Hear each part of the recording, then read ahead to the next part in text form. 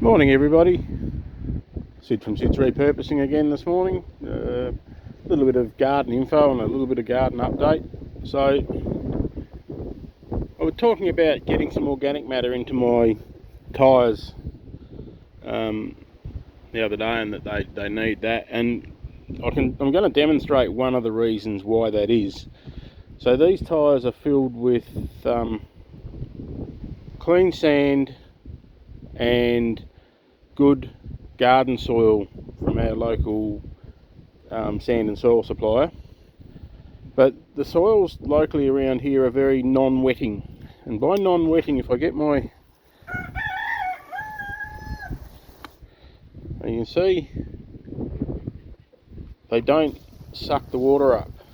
So you actually put quite a bit of water on and they will still have the dry patches, and it'll pool on top for a long time. So the way to fix this, is a couple of ways you can address it. One is to use gypsum, which helps. It's normally very good for clay soils, but also helps with sandy soils. So this is a sand mixed in with a sandy loam. The other way is to increase organic matter. Organic matter can be increased by using compost. The mulch that you put on top when you plant can be dug in the next year and increases organic matter, and over time that becomes a very good friable soil. So in the past, the only way I've managed to get water into these is, and this is why the tyres are down a bit, is I actually flood them. I fill them with water, and then that forces the soil to take the water through. One of the issues with that is a lot of the water actually goes down the side between the tyre and the soil and leaches down the side, so it doesn't get used by the plants. So that's one of the things I'm going to try and alleviate with compost, chook poo, goose poo in particular, because as you can see that opens, when you dig that through, because it's so friable, it just opens the soil up. I also have a couple of small worm farms which I'll show later, and worm castings and worm wee, they call it, worm tea is another name, are very good for soil structure as well.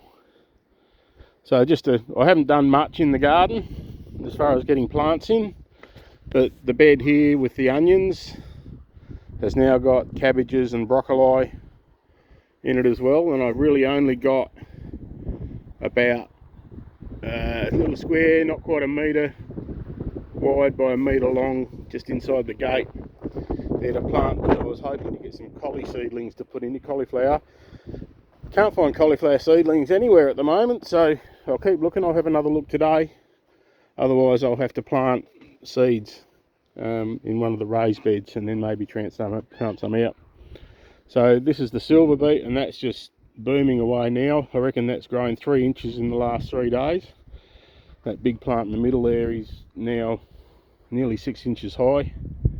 The broad beans have struck and they're starting to stand up a bit, so I don't think I'll have to stake them. And I've got another little area inside the gate there, again similar size to the other one. It's probably about 700mm wide by about a metre long, and I'll plant some broad bean seeds in there, so I've got 2 stages of broad bean crops. So that's where we're at today with the garden. This afternoon, rain permitting, because there's our sky at the moment, and I don't mind if it rains. We need the rain, so if I don't get to come out and work in the rain this afternoon, I'm not going to be upset. I might do some YouTubing from the shed with the lathe. That'd be exciting. Anyway, so that's a little update for today. Thank you very much for having a look, and take care, and I'll see you next time.